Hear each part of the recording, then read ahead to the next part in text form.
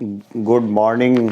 सुबह का टाइम है जिस समय मैं इस क्लास को एक तरीके से ले रहा हूँ। ये सुबह का टाइम है और यहाँ पर मैं देखता हूँ कुछ क्वेश्चंस को जो बहुत अच्छे बन पड़े हैं क्वेश्चंस।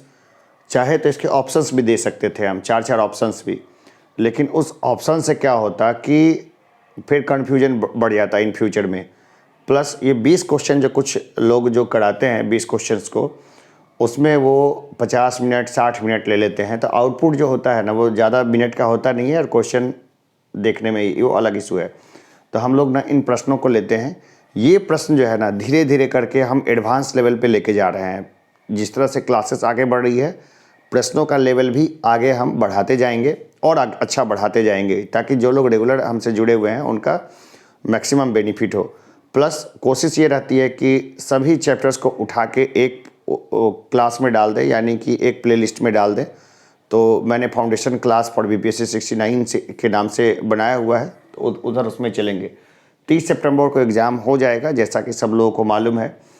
और आगे जो भी एग्ज़ाम्स होगा उसमें भी, हर एग्ज़ाम में ये काम देगा, क्योंकि ये स्टैटिक जीके है। तो देखते हैं किस वृक्ष से तारपीन का तेल प्राप्त किया जाता है। तो देखिए, तारपीन का तेल किस काम में आता है, पहले ये देखना है। तारपीन का तेल, टर्पेंटाइन ऑयल, याद है कहाँ पे काम आता है? कमेंट बॉक्स में बताइएगा। चीड़ के पेड़ से, चीड़ जो होता है ना, चीड़ के पेड़ से जो है तारपीन का तेल प्राप्त किया जाता है। चीड़ कहाँ मिलता है, किस जगह पे मिलता है चीड़, ये भी मुझे कमेंट बॉक्स में बताइएगा। किस तरह के क्लाइमेट में चीड़ जो है वो होता है। आगे देखते हैं, केंद्र और राज्य के बीच धन के बंटवारे के संबंध में कौन राय देता है? देखिए, वित्त आयोग बनता है। वित्त आयोग कौन से आर्टिकल के तहत बनता है वित्त आयोग, ये बताना है। तो वित्त आयोग जो बनता है ना, उसकी नियुक्ति कौन करता है? राष्ट्रपति। कितने साल के लिए? तो नॉर्मली 5 साल के लिए, लेकिन पहले ही भंग वंग कर सकता है, पहले भी बदल सकता है वो सारा चीज़। तो ये कौन करता है? वित्त आयोग। फाइनेंस कमीशन बोलते हैं इसको, वित्त आयोग। ठीक है, वित्त आयोग। ये केंद्र और राज्य सरकार को कितना हिस्सा मिलेगा ये वो तय करता है। कौन? वित्त आयोग। किस सूफी संत का बख्तियार काकी कहा गया है? किस सूफी संत को जो है बख्तियार काकी कहा गया है? एक बहुत अच्छा क्वेश्चन है ये। तो किस सूफी संत को बोला गया है? तो देखिए, बख्तियार काकी जो बोला गया है उसका पूरा नाम था ख्वाजा कुतुबुद्दीन बख्तियार काकी। ख्वाजा कुतुबुद्दीन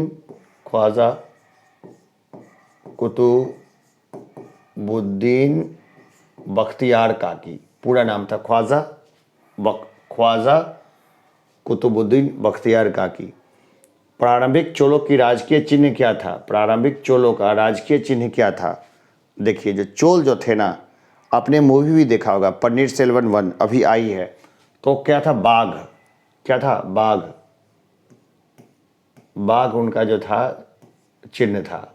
क्या था? बाघ। तो ये मूवी से भी कई बार हमें बहुत सारा कॉन्सेप्ट क्लियर होता है। तो सही मूवी देखना चाहिए, कोई उल्टा सीधा मूवी कभी मत देखिए। जैसे निरहुआ चला ससुराल, निरहुआ रिक्शा वाला, ये सबसे छात्रों को बचना चाहिए, जिसमें कुछ और सीखने को नहीं मिलता है। टाइम 3 घंटा गया, सीखे क्या? इससे अच्छा है वो मूवी देखिए जिससे कि आप कुछ सीख सकें, कुछ जान सकें। इंदिरा गांधी राष्ट्रीय खुला विश्वविद्यालय का मुख्यालय कहाँ स्थित है? सीधी सी बात है, दिल्ली में स्थित है। अब दिल्ली में कहाँ, नई दिल्ली या पुरानी दिल्ली, ये एक अच्छा प्रश्न बनता है कि दिल्ली में कहाँ स्थित है। तो नई दिल्ली में ये स्थित है। कहाँ पर है? नई दिल्ली में। तो आगे देखते हैं, विश्व में ज्वार का सर्वाधिक उत्पादक देश कौन सा है? ज्वार बाजरा मोटे अनाज है, मोटे अनाजों का ये वर्ष है। ठीक है, तो सबसे ज़्यादा ज्वार कहाँ होता है विश्व में? सर्वाधिक ज्वार, ये ज्वार होता है भारत में। कहाँ होता है? भारत। सबसे ज़्यादा ज्वार कहाँ होता है? भारत में। सूखे क्षेत्र में भी ये बहुत आराम से होता है। और भारत के जो उत्तर के राज्य हैं उसमें कई राज्य सूखे हैं और दक्षिण में भी कई राज्य सूखे हैं। किसने पाटलिपुत्र को पोलीबुरोथा कहा है? देखिए, बहुत बड़ा अच्छा प्रश्न है। ठीक है, पोलीबुरोथा किसने बोला था पाटलिपुत्र को? मेगास्थनीज ने इसको बोला है पोलीबुरोथा। मेगास्थनीज के बारे में हम लोग पर्याप्त चर्चा कर चुके हैं अपने पिछले क्लासेस में। तो जो भी लोगों ने पिछली क्लासेस नहीं देखा है वो इसी प्लेलिस्ट में जाएंगे, पीछे एकदम लाइन से सारी क्लासेस मिल जाएगी। तो पीछे की क्लासेस को भी लगातार देखना है। अगर रिवीजन करना है तो 2x स्पीड पे देखिए। यूट्यूब का तो ये खासियत है आशा योजना किनसे संबंधित है? आशा, आशा का फुल फॉर्म क्या है? कमेंट बॉक्स में बताइएगा।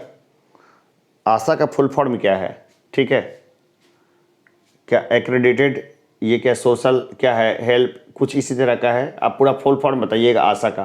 ठीक है, ये किस चीज़ से संबंधित है? आशा, आशा बहू, बड़ी नाम है आशा बहू का, है ना।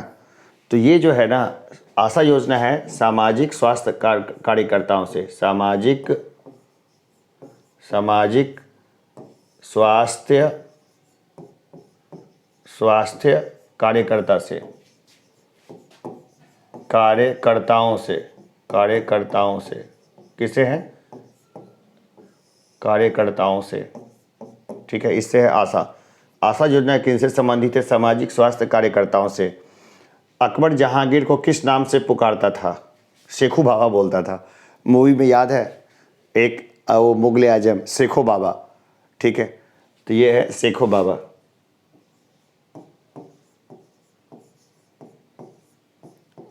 शेखो बाबा के नाम से जानता था। ठीक है, इससे संबंधित कई सारे जोक्स थे जो इंजीनियरिंग के टाइम में हमने सुने थे, वो एकाएक से वो याद ध्यान आ गया।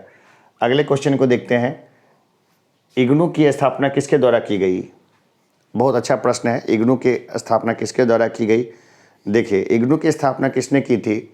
अब मुझे आ रहा है कि मैंने उनके के साथ काम किया था। एस.एन. सिन्हा थे जो बाढ़ के सीनियर साइंटिस्ट थे, बहुत सीनियर थे, बहुत अच्छे व्यक्ति भी थे। और मेरे साथ उनका इसलिए अच्छा संपर्क था क्योंकि वो जो हैं पटना से ही बिलोंग करते थे और अभी भी मेरे से फेसबुक वगैरह पे जुड़े हुए हैं। खैर, अब तो उनकी ठीक ठाक एज हो गई तो उनसे उतनी बातचीत नहीं हो पाती, बहुत दिनों से हुई भी नहीं है बातचीत। एज काफ़ी हो गई और एकदम वो रिलैक्स लाइफ जीते हैं। कभी कभी बस फेसबुक के माध्यम से ही थोड़ा बहुत कम्युनिकेशन होता है। तो वो जो थे, इग्नू की स्थापना किसके द्वारा की गई थी? तो वो बोलते थे कि इग्नू जो है, जब इग्नू से मैंने एमबीए में इनरोल किया था तो बोला इग्नू से एमबीए क्यों कर रहे हो, किसी अच्छी जगह से करनी चाहिए। इग्नू तो पॉलिटिशियंस को मुफ्त में डिग्री देने के लिए बना है। बाद में मुझे लगा कि उनका ये कॉन्सेप्ट सर का सही नहीं था, क्योंकि इग्नू के में भी बहुत मेहनत के बाद मुझे डिग्री मिली थी और वहाँ पे भी मैंने बहुत अच्छा किया था, लेकिन मेहनत भी बहुत ज़्यादा था। तो किसके द्वारा? केंद्र सरकार ने स्थापित किया इसको। इग्नू को किसने? केंद्र सरकार ने। केंद्र सरकार के द्वारा जो है स्थापित है इग्नू। ठीक है, और डिग्री बहुत मुश्किल से मिलती है, तकलीफ दे करके मिलती है, लेकिन सही है सारा मामला। चलिए, तो हम लोग आगे के प्रश्नों को देखते हैं। आगे के प्रश्नों में देखते हैं कि वायुमंडल के ऊपरी भाग में प्रति वर्ग मीटर पर प्रति सेकंड कितना सौर ऊर्जा आपतित होती है? भाई, ये कैसा क्वेश्चन है, लेकिन साइंटिस्ट ने इसको कैलकुलेट किया है और उन्होंने कैलकुलेट करके एक मान दिया है। वो कितना है? 1370 जूल। ठीक है, कितना है उसका मान उन्होंने दिया है? तो ये दिया है 1370 जूल। कितना दिया है? 1370 जूल। ये भी काफ़ी बड़ी होती है ऊर्जा। वायुमंडल के ऊपरी भाग में प्रति वर्ग मीटर पर प्रति सेकंड कितनी सौर ऊर्जा आपतित होती है? तो 1370 जूल। कितना? 1370 जूल। इतनी ऊर्जा काफ़ी है जो पूरी संसार का काम चल सके।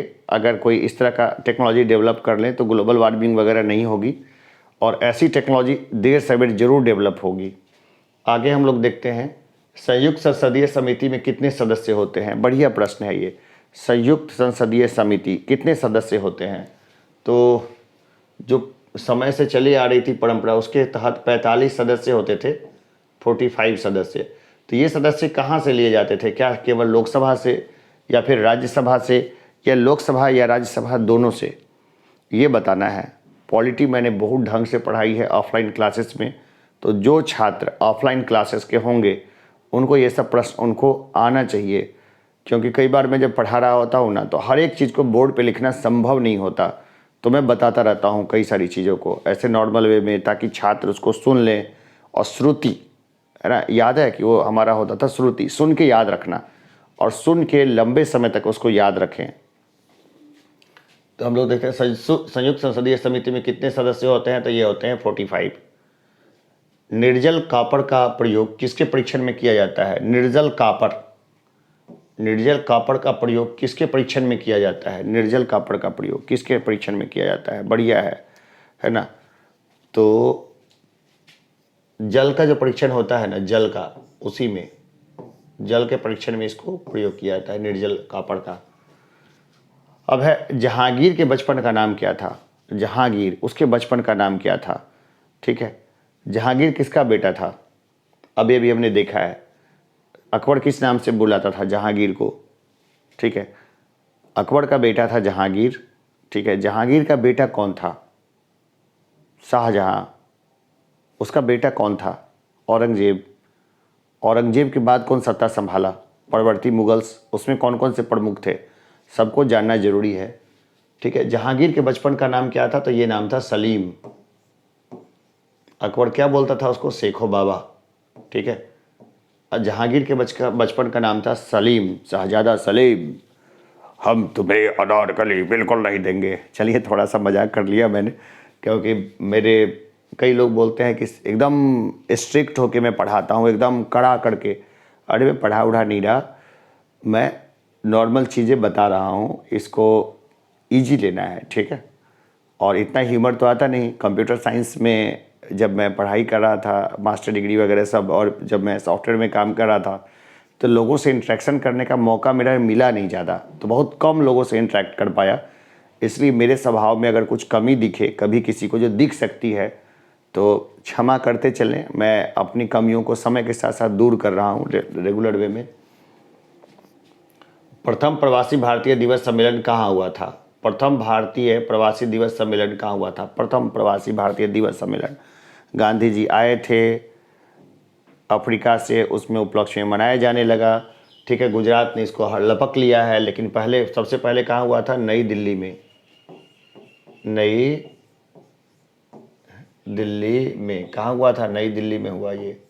ठीक है, आगे देखते हैं। पर्वत निर्माण संबंधी महाद्वीपीय विस्थापन सिद्धांत का प्रतिपादन किसने किया? पर्वत निर्माण संबंधी पहली बार, है ना, ये किसने किया था? पर्वत निर्माण संबंधी महाद्वीपीय विस्थापन। महाद्वीपीय विस्थापन यानी कि दो प्लेटें टकराई और बीच में खड़ा हो गया पहाड़। ये सबसे पहले किसने बोला था? वेगनर ने बोला था। आया हुआ क्वेश्चन है कई बार। किसने बोला था? वेगनर ने। आया हुआ क्वेश्चन है, कई बार बताया है वेगनर ने इस संबंध में।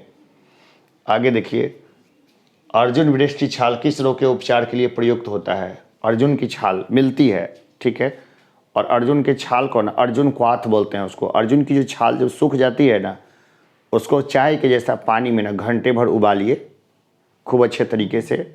जिनको भी हार्ट का प्रॉब्लम हो मैं बता देता हूँ, ठीक है। और इसके बाद उबालने के बाद चाय के जैसा एकदम लाल हो जाएगा वो, उसको पी जाइए। तो कई ब्रांड का अर्जुन क्वाथ आता है।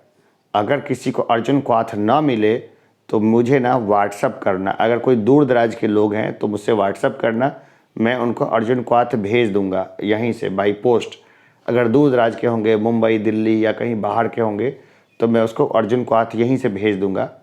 तो मुझे व्हाट्सअप करना। मेरा व्हाट्सअप नंबर सब लोगों को पता है, 7903754126। ठीक है, लिख दूंगा यहाँ पे, क्लास के लास्ट में लिख दूंगा वो।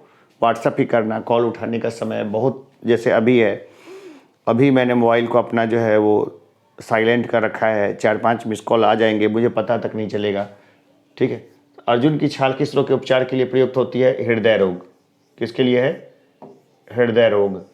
अर्जुन की कैसी छाल? जो सूख जाती है ना, ठीक है, अर्जुन की छाल जो सूख जाती है उसका इस्तेमाल करते हैं। और इससे क्या है, मतलब जो हार्ट है ना वो एकदम सही हो जाता है, क्योंकि ब्लड के ऊपर में बहुत पॉजिटिव इफेक्ट डालता है वो। अगला है, मनसबदारी व्यवस्था में दुअस्पा एवं सिम अस्पा प्रथा की शुरुआत किसने की? बड़ा अच्छा क्वेश्चन है। सबसे पहले तो ये प्रथा होती क्या थी ये भी जानना जरूरी है। तो ये सब बार बार रिपीटेड क्वेश्चन है। किसने की थी? जहांगीर ने। किसने की थी? जहांगीर ने की थी। ठीक है, आगे देखते हैं। मौर्य मोंटेसरी का नाम किस विषय से संबंधित है? बढ़िया प्रश्न है ये, बहुत अच्छा प्रश्न है कि मौर्य मोंटेसरी जो थे ना, याद है स्कूल भी खुला था, सिटी मोंटेसरी स्कूल, बहुत पहले। कहाँ पढ़ते हो? तो सिटी मोंटेसरी में।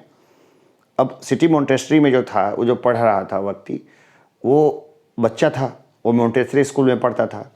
तो वहाँ से मैंने इस चीज़ को याद रखा। अच्छा, संजय पढ़ता था मोंटेसरी में, तो किससे संबंधित है ये? बाल शिक्षा से। किससे? बाल शिक्षा से, यानी कि छोटे बच्चों की शिक्षा, ठीक है, बाल शिक्षा से, बाल शिक्षा, ठीक है। तो मारिया मोंटेसरी का नाम किस विषय से संबंधित है? तो मारिया मोंटेसरी किससे हैं? तो बाल शिक्षा से। तो ये सब कॉमन सा प्रश्न जो है वो हम देखते हैं।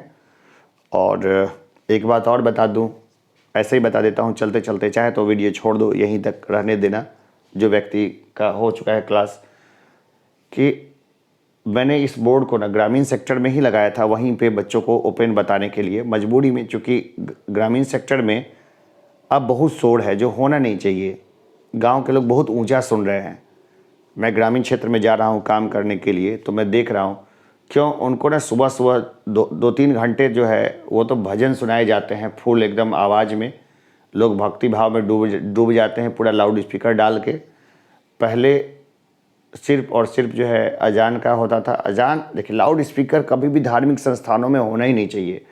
जो बच्चों का टाइम है, ठीक है, अजान तो बहुत कम टाइम का होता है, तो उसमें भी थोड़ा ऊंचाई पे चढ़ के जो है आप मुल्ला जी जहाँ तक जाए आवाज़ वहाँ तक दे दिया कीजिए।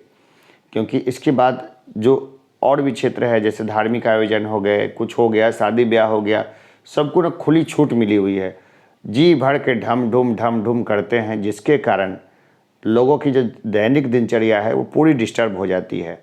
जहाँ मैं शहर में, जहाँ मैं रिकॉर्ड कर रहा हूँ, वहाँ इस तरह का कोई शोर शराबा नहीं है। अगर शोर शराबा होता तो मैं क्लासेस को रिकॉर्ड नहीं कर पाता, ना क्लासेस को लाइव कर पाता, ना प्रीमियर करने में भी 100 तरह की समस्या होती। तो ये चीज़ें हैं, इसको लेकर अवेयरनेस फैलनी चाहिए, ठीक है।